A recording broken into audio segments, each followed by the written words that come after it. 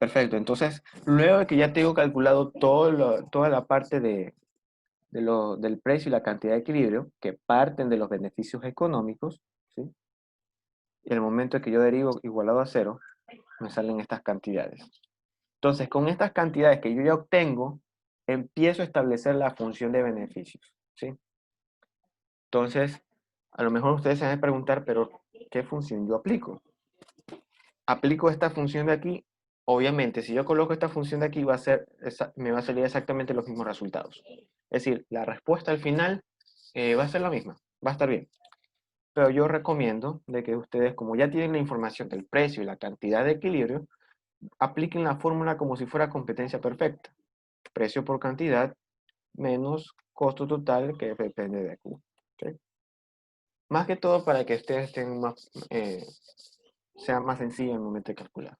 Entonces va a ser el precio, $70, por la cantidad, menos el costo total, que en este caso va a ser 4 por 3.75 al cuadrado, ¿sí? Más 10 por Q, que es 3.75, menos 100. ¿Ok? Esta función, ¿verdad? Es la función que nosotros tenemos aquí, la función de costo total, ¿sí? Entonces, eso es lo que corresponde. Al momento que yo aplico eso de ahí, ¿ok? Los beneficios de la empresa van a ser los siguientes. 70 por 3.75 me dice que me da un resultado de 262.5. Menos, ¿verdad? El 3.75 al cuadrado me da 14.06 por 4, menos 56.25, menos 37.5, menos 100. ¿Ok? Entonces, este 56 parte de la multiplicación de 4 puntos por 3.75 al cuadrado. ¿Sí? Ese 37.5 parte de 10 por 3.75. ¿Ok? Entonces va a ser 100 más 37.5 más 56.25. Entonces, dentro de toda la sección de costos va a ser 262 los ingresos menos 193.75 que corresponden los costos. ¿Sí? Entonces, menos 262.5. Aquí sale 68.75. Muy bien. Quiero que comprendan algo, porque a lo mejor ustedes, si le llegan a generar un nuevo proyecto del parcial, lo cual es muy probable, en el cual ustedes quieran, por ejemplo, hallar la función de beneficios de una empresa, un monopolio, ya van a darse cuenta de que una empresa oligopólica también es un monopolio, pero con un segmento de mercado un poco más pequeño, ¿sí? Entonces, ¿cómo calculo estos beneficios? Los 262 corresponden a los ingresos. Estos son los ingresos por actividades ordinarias, lo que normalmente nosotros vemos en los estados resultados. Los 193 corresponden a todos los costos de ventas o costos variables, ¿sí? A los costos operativos. Y esto correspondería a la utilidad operativa o la utilidad bruta, ¿sí? Eso es como para poder identificar cuáles son los valores que nosotros tenemos dentro de la parte esta de un estado de resultados, ¿sí? Si le llegan a necesitar nuevamente para un nuevo proyecto, ya saben cómo hallarlo, ¿ok? Entonces, esta sería la forma para hallar los beneficios económicos de la empresa, ¿sí? Entonces, perfecto. El tercer literal, ¿verdad? Y aquí me voy a parar un ratito. Me dice, calcule el excedente del consumidor, ya cuánto ascendería la pérdida de bienestar social por parte de los consumidores. En esta parte de aquí nosotros debemos recordar lo siguiente. Déjame usar la gráfica de acá. Perfecto. Ok. Voy a usar la gráfica que se encuentra aquí. La línea roja corresponde a la función de demanda, la línea azul corresponde a la función de ingreso marginal y la curva verde corresponde a la curva de costo marginal, que en este caso, ¿verdad? Por el simple hecho de ser monopolio, es la curva de oferta de la empresa o la curva de oferta del mercado, porque como nosotros sabemos, solo hay una sola empresa dentro del mercado que está ofertando el producto o servicio. ¿Sí? Entonces, En esta parte de aquí va a ocurrir lo siguiente. Nosotros al momento de que nosotros decíamos que, perfecto, eh, en competencia perfecta era la demanda igual al costo marginal, ¿sí? Y nosotros hallamos el punto de equilibrio del mercado, ¿ok? Que en este caso sería este punto de aquí. Vamos. En este caso sería este punto de aquí, ¿sí?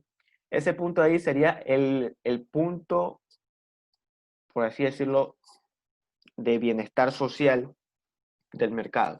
Es decir, todos son felices, tanto consumidores como productores, hasta cierto punto, ¿sí? Lo que ocurre al momento que nosotros colocamos los beneficios en base a un modelo monopólico es que ahora la producción va a ser esta cantidad, por ejemplo aquí, solo vamos a suponer, ya vamos a ver más adelante, de cuál va a ser, cuál iba a ser el equilibrio del mercado si era competencia perfecta y cuando era por parte del monopolio. Por parte del monopolio, este precio va a ser $70 y esta cantidad de aquí, este Q, iba a ser 3.5, ¿verdad? Por el simple hecho del desplazamiento entre el punto socialmente óptimo hacia el punto donde está el mercado monopólico, existe una pérdida de bienestar. Eso quiere decir que hay una cierta cantidad de personas, cierta cantidad de consumidores que dentro del mercado ya no pueden consumir el producto. ¿Por qué? Porque ahora aumentó el precio. Y su perspectiva o su percepción del producto es que no vale el precio que ellos están pagando, ¿sí? O que ellos tienen que pagar para consumirlo. Por ejemplo, si nosotros suponemos de que el producto que nosotros tenemos aquí es el servicio de, ¿qué será? El servicio de televisión por cable. Ellos pagan $70 mensuales. A lo mejor hay personas de que no tienen esta parte de aquí de que piensan o creen de que el servicio de televisión por cable cueste $70, ¿sí? Como el caso de personas que tienen esta televisión por cable a $20, $30. Ellos consumen ese producto porque el simple hecho de consumirlo me trata o me da una señal de que esas personas conocen y saben que su perspectiva del producto es que vale $20 o vale la mensualidad que ellos están pagando y no vale la mensualidad que deberían pagar aquí, que es $70. Por lo tanto, salen del mercado monopólico, ¿sí? Y ahí ocurre una pérdida de bienestar, ¿sí? Una pérdida de bienestar. ¿Cómo calculamos esta pérdida de bienestar? Puede ser calculada de dos formas.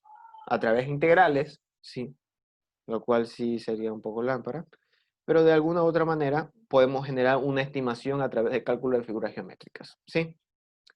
¿Cuál va a ser la pérdida de bienestar? Si nosotros sabemos de que el punto socialmente óptimo es este puntito de aquí, justamente donde pasa, ¿ya? Esta sección, esta parte blanca, ¿verdad? Entre el punto socialmente óptimo y el punto de venta del mercado monopólico, ¿verdad? Esta sección me va a generar un triángulo. Este triángulo, ¿verdad? Es lo que se conoce como pérdida del bienestar social.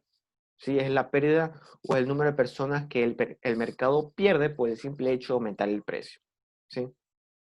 Entonces, cuando me piden calcular a cuánto ascendería la pérdida de bienestar social por parte de los consumidores, es que me está pidiendo que calcule ese triángulo de ahí. ¿Sí? Entonces, para ese triángulo, yo puedo, como ya les dije, puedo calcular de dos formas, a través de integrales, ¿sí?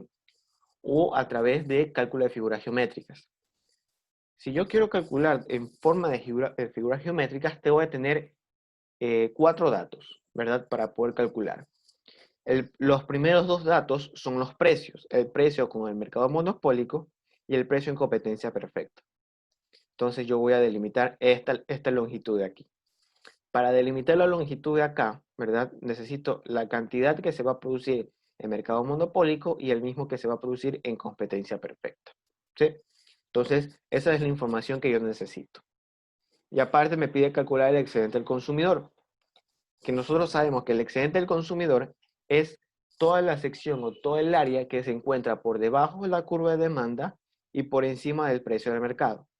¿Sí? Entonces sería esta sección de aquí, debajo de la curva de demanda, por encima del precio del mercado. ¿Sí? Entonces de aquí para arriba, de aquí para abajo. Toda esta es la región factible. Perfecto. Entonces aquí me pide calcular dos cosas. el excedente al consumidor y la pérdida de bienestar. Así que vamos a calcular el primero, ¿ok? Entonces, para calcular el excedente al consumidor, y ustedes como ya tienen previo conocimiento del cálculo de una variable, recomendaría en lo posible que no lo hagan por figuras geométricas, porque suele ocurrir el caso de que la curva de demanda no termine siendo lineal, ¿sí? No termine siendo lineal. A lo mejor puede ocurrir el caso de que la curva de demanda, ¿verdad? Parte de una curva individual que es parte de una función Cox-Douglas. Entonces, ustedes saben de que no es una función de por sí lineal. Por lo tanto, puede afectarme el análisis si yo asumo que es lineal. Por eso es que yo les recomiendo que apliquen, en este caso, integrales. Perfecto. Si yo necesito calcular el excedente del consumidor, ¿sí? O me piden calcular toda esta sección de aquí arriba, ¿ok? ¿Yo qué es lo que hago? Vamos a ver. Vamos a verla de esa forma. Necesito que lo vean de esta forma. Ok. Si a mí me piden calcular la integral de toda esta sección de aquí, ¿sí? Entonces va a ser la integral desde el precio de aquí, ¿verdad? Desde los $100, bueno, aquí yo les dije $100 porque sería cuando la producción es igual a 0. Q es igual a 0, por lo tanto aquí, ¿cuánto va a ser? Nosotros sabemos que la curva de demanda es 100 menos 8Q, entonces Q termina siendo 0, aquí termina siendo 100. Me adelanté. Ok, sería desde los $100 hasta el punto del mercado monopólico. En este caso, nosotros habíamos dicho que el precio iba a ser de $70. Entonces aquí va a ser de $70 hasta 100. ¿De qué? De la curva de demanda. Como una función que dependa de qué? Que dependa del precio. ¿Por qué? Porque yo estoy integrando con respecto a los precios. ¿Sí? Para que se me haga un poco más fácil. O puedo integrarlo con respecto a la cantidad, solo es que debería considerar los límites de integración diferentes. ¿Sí? Pero yo lo voy a hacer con respecto al precio. Es decir, de esta forma. Perfecto. Entonces yo necesito una función de demanda directa. Eso quiere decir que sea una función Q que dependa de P. Por lo tanto, yo llego a aplicar, ¿sí? Sácate. Es, aplico la función inversa de la demanda. Va a ser P menos 100, ¿verdad? Igual a menos 8Q. Y esto me va a dar igual a 100 sobre 8 menos P sobre 8. ¿Ok? Y esto va a ser igual a Q como una función que dependa de P. Muy bien. Entonces ya tengo mi función en forma indirecta. Lo que yo voy a hacer es llegar a integrar. ¿Sí? Espérense un ratito. Muy bien. Okay. Entonces de 70 hasta 100 de la curva de demanda va a ser 100 dividido para 8 menos P sobre 8. Entonces, multiplicado por diferencial de P. Esto me va a dar igual a 100Q, no 100P, sobre 8 menos P al cuadrado sobre 16. Y todo este evaluado entre 100 y 70. En el caso de 100, ¿verdad? Sería aproximadamente 100 por 100, sería 100 multiplicado por 100, le pongo dos ceros más, dividido para 8, menos P cuadrado, que sería lo mismo que el caso anterior, 100 por 100, ¿verdad? Dividido para 16. Ok. Entonces, aquí sería,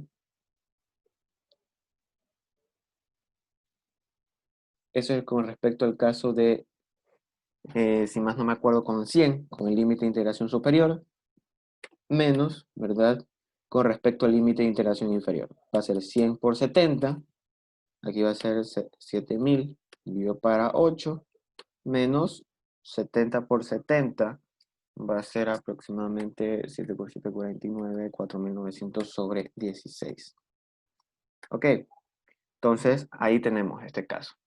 Perfecto.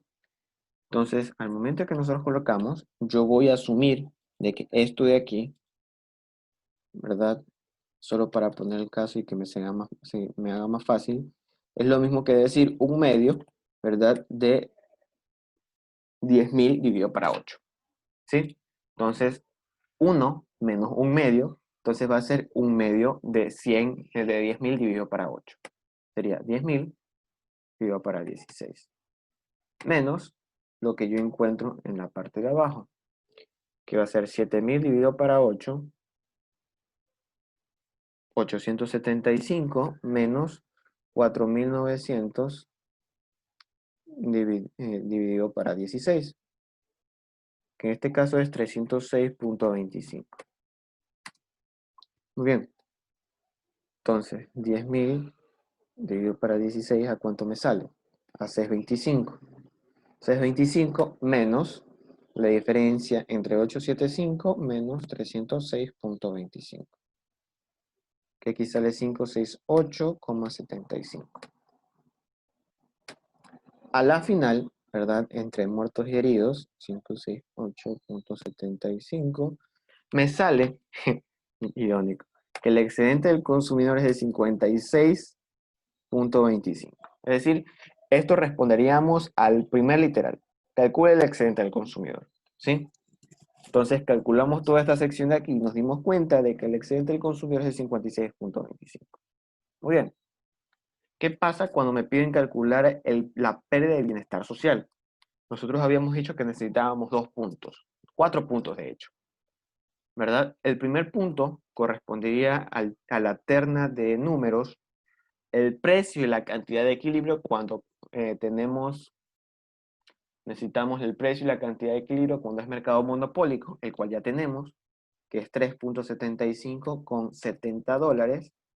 Y a su vez necesitamos la otra terna de números en la cual nosotros sabemos que consideramos que es un mercado de competencia perfecta.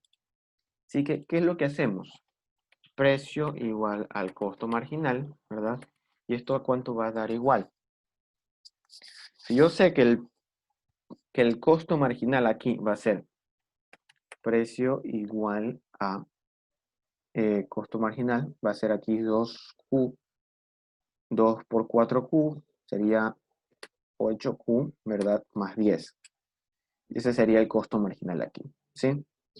Costo marginal aquí es 4Q, ¿verdad? Más 10, ¿sí? Entonces, ¿qué habíamos dicho? El precio. Como el precio es el mismo, entonces colocamos la función de demanda, ¿verdad? Como es misma variable, el precio, entonces nosotros igualamos ambas variables, ambas funciones. Sería 100 menos 8Q, 8Q, ¿verdad? Igual a 8Q más 10. Muy bien, entonces esto va a ser igual a, pasamos el 90 acá, ¿verdad?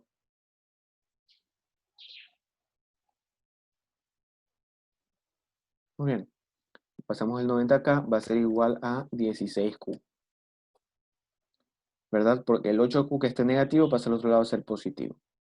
Entonces, debido a todo eso, 90 dividido para 16 me da igual a Q, ¿ok? Entonces, déjenme ver, 90 dividido para 16 me da un resultado de que Q es igual a 5.625. ¿Eso qué significa? De que en este punto, ¿verdad? Vamos a volver a voltear este de aquí. Ok. De que en este punto de aquí, el punto de equilibrio del mercado, ¿sí? En competencia perfecta va a ser 5.62. Y por el simple hecho de que ahora lo considero como un monopolio, baja a 3.75. La diferencia entre ellos corresponde a la pérdida de bienestar, pero que en realidad se enfrasca más que todo en la cantidad. ¿Ok?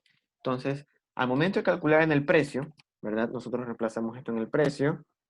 Va a ser precio igual a 100 menos 8 multiplicado por la cantidad, menos 8Q, 5.625. Y esto me da igual a ¿cuánto? A 100 menos 45. Lo que me da igual a que el precio, ¿verdad? Va a ser igual a $55. Perfecto, entonces ya nosotros tenemos la otra terna. Eso quiere decir que el primero, ¿verdad? Que este punto de aquí es precio igual a 3.75, bueno, $70, ¿verdad? A un nivel de producción de 70, no, de 3,75, disculpe. Y el punto de acá, ¿verdad? El punto de bienestar socialmente óptimo va a ser el precio igual a 55 y la cantidad 5,6. ¿Sí? Entonces, para hallar la pérdida de bienestar en este mercado, ¿verdad? Nosotros habíamos dicho que era un triángulo, ¿sí? Nosotros habíamos dicho que era un triángulo. Entonces, esta pérdida de bienestar va a ser igual a, y nosotros lo vamos a considerar como si fuera un triángulo. Base por altura dividido para 2. Base es la diferencia entre los precios, ¿sí? La base es la diferencia entre los precios, $70 menos 55, multiplicado por la altura, que es la diferencia en las cantidades. 5. No, en realidad sería 70, ¿verdad? La cantidad de 70 es 3,75 menos 5,625, ¿ok? Y todo esto dividido para 2, ¿ok? Entonces, aquí, ¿cuánto nos va a salir? 70 menos 55, aquí nos sale 15, ¿verdad? 15. 15 multiplicado por 3,75 menos 5,62 sale menos 1,875. O no, 1,865. Ok. Y esto dividido para 2. Multiplicado por...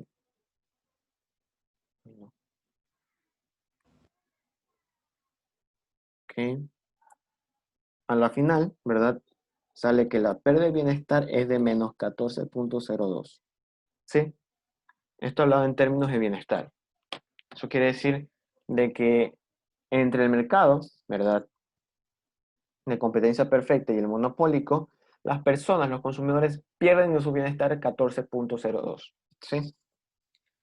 Y en base a todo esto es que nosotros decimos de que las empresas, cuando están en un mercado monopólico, siempre ocurre de que existen preferencias para las empresas. ¿Sí? De aquí es donde parte esa idea de que las empresas tienen beneficios, ¿sí? Porque obviamente nosotros estamos dándonos cuenta de que las empresas no tienen tanta consideración por los consumidores, ¿sí? No les importa cuál sea su nivel de bienestar con tal de obtener y maximizar sus beneficios, ¿ok? Entonces, en esa parte de ahí. En el siguiente literal me dice, si después de 2 meses de haber entrado al mercado, la empresa DirecTV entra al mercado de televisión por cable, explique por qué sería relevante usar publicidad y marketing dentro de este contexto. Ok. Y aquí vamos a encontrarnos a un punto en lo que nosotros hemos visto en la parte de marketing.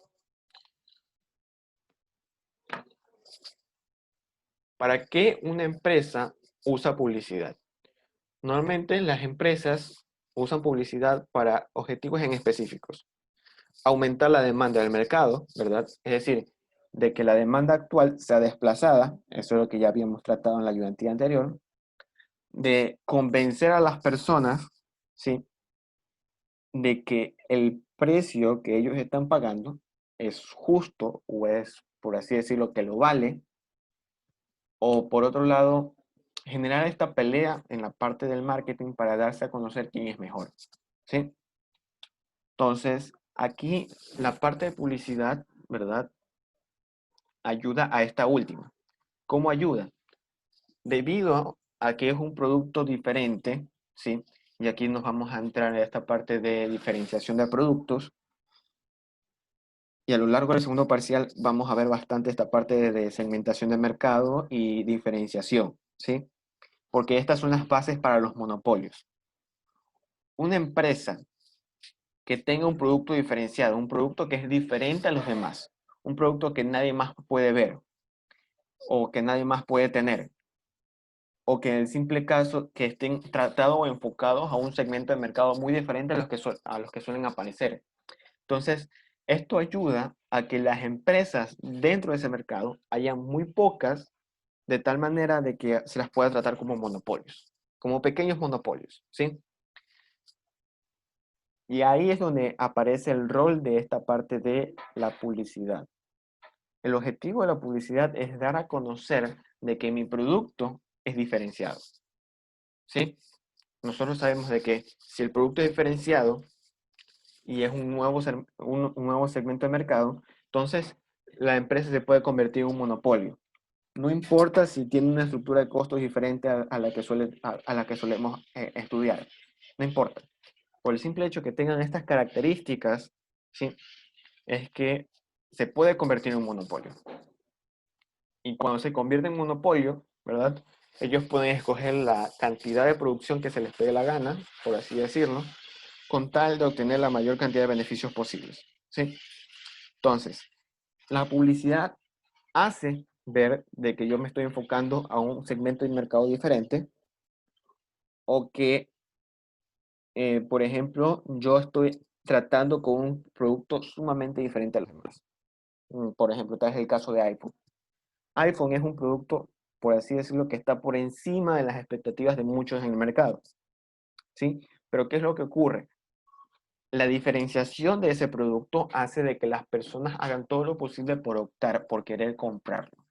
No importa si se endeudan, si no se endeudan, si hipotecan la casa, no les importa, ¿sí? Pero ese es el objetivo de la empresa de por sí, de que dar a conocer a través de la publicidad, a través del marketing, que mi producto es sumamente diferenciado, como para que los consumidores dentro del mercado sí o sí eh, quieran comprar o quieran consumir, lo cual me beneficia a mí, ¿sí? También hay otra parte de la publicidad o del marketing que está enfocado a esta pérdida de bienestar, ¿sí? A lo mejor ustedes han visto estos casos en que por cada dólar que tú compras en un producto cualquiera, por ejemplo, que tú compras un combo en Cash Junior, ¿verdad? Se destina a una cierta fundación, por ejemplo. Entonces, eso va a generar una cierta reputación diferente, ¿verdad? Y con una estrategia correcta de marketing, de publicidad, ustedes pueden hacer de que a través de esa estrategia reducir la pérdida de bienestar, ¿sí? Porque ahora, como ya está involucrado una cierta sensación, un cierto valor relacionado a los consumidores, entonces estos consumidores van a optar y generar o hacer de que esas personas sean incitadas al consumo, ¿sí?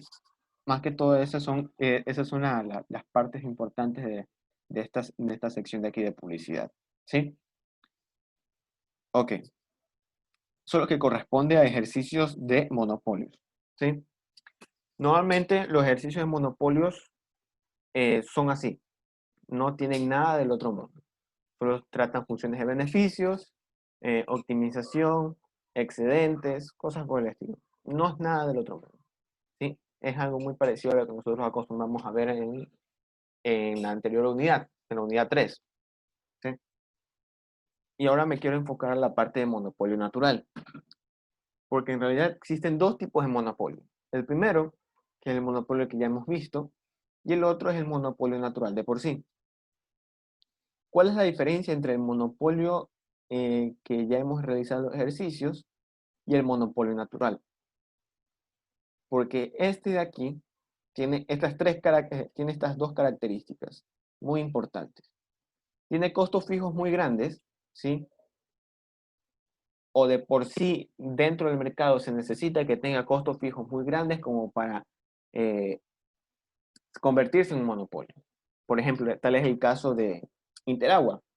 Interagua provee el servicio de eh, agua potable para la ciudad de Guayaquil. ¿Ok? Revisando ciertos estados financieros, me di cuenta de que los costos fijos son aproximadamente este rubro de aquí, 277 millones anuales. ¿Sí? Es un rubro demasiado grande como para poder involucrar costos fijos, ¿sí? Pero ustedes se han de preguntar, ¿pero por qué aparecen costos fijos demasiado grandes? ¿O por qué los costos fijos muy grandes se relacionan a un monopolio natural? ¿Sí? Eh, esta parte de aquí significa de que la inversión de capital, tanto en el corto como en el largo plazo, para las empresas de ese mercado, son muy altos. Es decir, por el simple hecho que yo tenga que entrar al mercado, yo tengo que gastar mínimo 277 millones, ¿verdad? Como para poder generar una competencia dentro del mercado, por así decirlo. Entonces, eso afecta seriamente a la estructura de la empresa. Y normalmente, ¿verdad? De acuerdo a ciertas leyes, por ejemplo, la Superintendencia de Control del Poder del Mercado, dice de que para estos casos es recomendable que solo exista una sola empresa, ¿sí? Una sola empresa. Ya vamos a ver por qué. La segunda característica es que siempre muestra rendimientos crecientes a escala, ¿sí? Y nosotros recordamos en la unidad 3, ¿qué significa rendimientos crecientes a escala? De que mientras más yo producía, menor iba a ser el costo por producir, ¿sí? Por ejemplo, esta es la gráfica de un monopolio natural. Si yo tengo la producción a este nivel, un nivel bajo, ¿verdad? Tenemos este precio, ¿verdad? Porque es el costo medio. Entonces, mientras más yo voy aumentando la producción, el costo por producir disminuye, ¿sí? Entonces, debido a eso, es por eso que se recomienda que solo exista una empresa dentro del mercado, ¿sí? Solo para poner un ejemplo. Eh, vamos de regreso al caso de Interagua. Si nosotros vemos a Interagua, que tiene costos fijos demasiado grandes, ay, ¿qué pasó? Sí, la del lado izquierdo es la que corresponde a la gráfica del monopolio natural, ¿sí? La del lado izquierdo es la que corresponde al monopolio natural y la del lado derecho corresponde al monopolio normal. Era más que todo para que ustedes puedan contrastar entre cada una de las gráficas, ¿sí? Ok, perfecto. Entonces, como les estaba diciendo, en el caso de Interagua, si llegase a existir una nueva empresa, por ejemplo, de que entra al mercado y quiera competir con Interagua, ¿ustedes creen de que los costos fijos serían rentables para la persona? ¿Ustedes creen de que establecer un tubo madre solo para una cierta cantidad de gente, que no son todos, por ejemplo, en un barrio, que solo existan 5 o 6 personas que vayan que opten por el servicio de esta nueva empresa de agua potable, por ejemplo?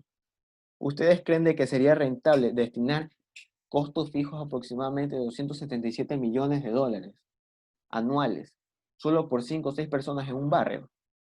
No se ve rentable. Entonces, debido a eso es que se recomienda de que dentro de un mercado sí exista un monopolio, ¿sí? Porque a la final, ¿verdad? Si existe competencia dentro de un mercado en el cual es recomendable un monopolio natural, esto va a elevar los costos fijos, ¿sí? Y cuando se elevan los costos fijos, eso se ve reflejado en las planillas de las personas que están consumiendo.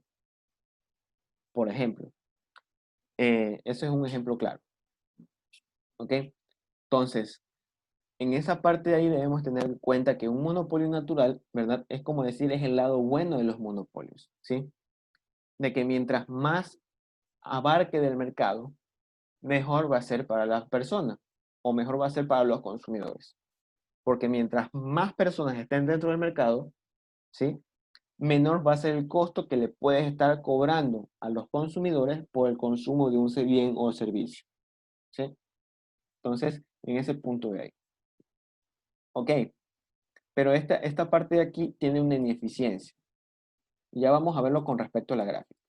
Vamos a eliminar esta gráfica de aquí. Vamos a eliminar todo esto de aquí. Y vamos a hacer esto un poco más grande. Muy bien. Ok. Como nosotros vemos teóricamente hablando, ¿verdad? Los monopolios naturales tienen rendimientos crecientes a escala. ¿Qué significaba rendimientos crecientes a escala? En parte práctica significaba de que el costo marginal, ¿verdad? Nunca iba a intersectar con el costo medio. Es decir, se podían acercar tanto, ¿verdad? Pero que nunca se iban a intersectar y que siempre el costo marginal iba a estar por debajo del costo medio. ¿Sí? Entonces, ¿qué es lo que pasa aquí? El costo medio, ¿verdad? Corresponde al costo en promedio o el costo de por sí que cuesta cada producto. Y el costo marginal es el costo adicional que se le adiciona por cada producto. ¿Ok? Si nosotros nos basamos, ¿verdad? En la parte de ingreso marginal igual costo marginal, ¿sí? Entonces estaríamos en este punto aquí cobrando este precio. Pero ¿qué es lo que pasa? En el ser el caso, por ejemplo, sea un servicio básico, tú dejarías sin servicio básico a todas estas personas de todo este tramo de aquí, lo cual sería sumamente lamentable, por así decirlo. ¿Ok? No habrían personas que recibieran el beneficio o el servicio de agua potable. ¿Ok? A lo mejor ustedes han de decir, ah, ya, pero hagamos el mismo caso del equilibrio en un mercado plenamente competitivo, competencia perfecta, de que el costo marginal igual, iba a ser igual a la demanda, ¿verdad? Entonces, en este punto llegaríamos a abarcar toda la demanda del mercado, ¿sí? Toda la demanda del mercado a una cantidad Q sub C, ¿sí? Entonces, ahora todas las personas tienen el servicio de agua potable, pero ¿qué es lo que pasa? Que el costo medio, que es el costo por las unidades que necesita, por ejemplo, por metro cuadrado, ¿verdad? No pueden ser abarcados a ese nivel. Eso quiere decir de que a este nivel la empresa puede estar quebrando. Es decir, Interagua puede estar quebrando por el simple hecho de que yo quiera abarcar todo el mercado, ¿verdad? A este nivel o a este nivel de precio, ¿sí? Yo necesito colocar que la demanda del mercado pueda establecer un precio donde se intersecta el costo medio con la demanda, ¿sí? Aquí, en este punto aquí, yo abarco los costos, tanto fijos como variables, de la estructura de costos de la empresa, ¿sí? Recordemos, este es el punto de maximización de beneficios, este es el punto donde se abarcan todos los costos de la empresa y este es el punto socialmente óptimo donde se considera que todas las personas adquieren el producto, el servicio, ¿sí? Entonces aquí aparece un dilema, que ese es el dilema que yo coloco aquí, el dilema de monopolios naturales. Eh, las empresas que son monopolios naturales no pueden de por sí tomar una decisión sumamente estricta, por así decirlo, de que yo, por ejemplo, todas las personas van a pagar el precio que es igual al costo marginal. Se salva la empresa, pero existen personas que no alcanzan el servicio de agua potable, ¿sí? O puede ser el caso de que la empresa decida, ah, ya, perfecto, vamos a cobrar el precio P sub C, ¿verdad? Para que todos tengan el servicio de agua potable, pero es probable que la empresa quiebre, ¿sí? Entonces, ¿cómo generamos o cómo evadimos este dilema para que la empresa no quiebre y que las personas o los consumidores tengan, cada uno de ellos puedan consumir el beneficio o puedan consumir el servicio, ¿sí? Y aquí es donde aparece este tema que se llama discriminación de precios, ¿sí? Ahora, la empresa, ¿verdad? Por así decirlo, establece una estrategia de discriminación de precios.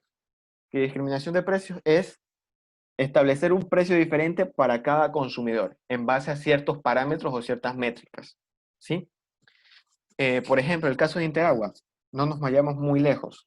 Interagua cobra el precio a cada una de las familias en base al consumo que ellos hacen. Si ustedes consumen más, entonces van a pagar más. Si ustedes consumen menos, van a pagar menos, claramente. Entonces, esa discriminación de precios en base al consumo va a generar de que yo pueda abarcar los costos fijos, ¿sí? Abarcar los costos fijos y pueda abarcar también de que cada una de las personas puedan consumir el servicio de agua potable. ¿Ok? Entonces, en esta parte de aquí, discriminación de precios o tarifas, que es algo parecido, sumamente parecido, ahí es donde aparecen estas tarifas de bomberos, estas tarifas de alcantarillado, estas tarifas de, mm, por ejemplo, de consumo de agua potable, porque cada una de ellas ve involucrados costos fijos diferentes. Entonces, lo que hacen es discriminar los precios por cada uno de los factores, por cada una de las situaciones, ¿verdad? Un precio diferente para el alcantarillado, un precio diferente como para el consumo, un precio diferente para la tarifa de bomberos, cosas por el estilo. Lo que hace es que a la final, en su conjunto, yo pueda generar beneficios positivos y a su vez yo pueda generar de que cada una de las personas tengan el consumo del servicio de agua potable. Entonces, esta es la introducción al tema de discriminación de precios. Discriminación de precios es lo que nosotros vamos a ver, si más no me acuerdo, en la última unidad. Así que esa parte de ahí la vamos a dejar en una parte, como un stand-by, ¿sí? Discriminación de precios no se lo va a ver por ahora. Pero esa es la parte conceptual de qué es lo que se quiere hacer. Por ejemplo, el caso de la universidad, del SPOL. Ellos también aplican esta parte de discriminación de precios, porque a lo mejor los costos fijos o los costos de mantenimiento de las aulas es muy alto, ¿sí? Y por lo tanto, como es una universidad gratuita, no ocurre también este dilema. O lo convierten en pagada para asumir y poder cubrir los costos fijos y los costos variables, o lo convierten en gratuita, ¿verdad? Para que pueda abarcar para que cada una de las personas, cada uno de los estudiantes puedan acceder a la educación, ¿sí? Es por eso de que ellos establecen una discriminación de precios, pero en vez de ser por el consumo, como el caso de Interagua, ellos lo hacen por el nivel de materias que uno se queda. Si uno se queda por una materia, ¿sí? Entonces ellos cobran. E inclusive también hay otras variables que ellos consideran, por ejemplo, el estrato socioeconómico.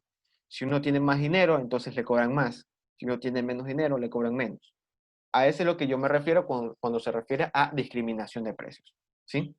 Entonces, esta sería la parte esencial que nosotros debemos saber en base al monopolio natural, ¿sí? Y ya después vamos a ver de que existen varias clases de tarifas, varios modelos de discriminación que nos pueden ayudar bastante a esta parte del monopolio, ¿sí? Entonces, ¿hasta ahí existe alguna duda, alguna pregunta?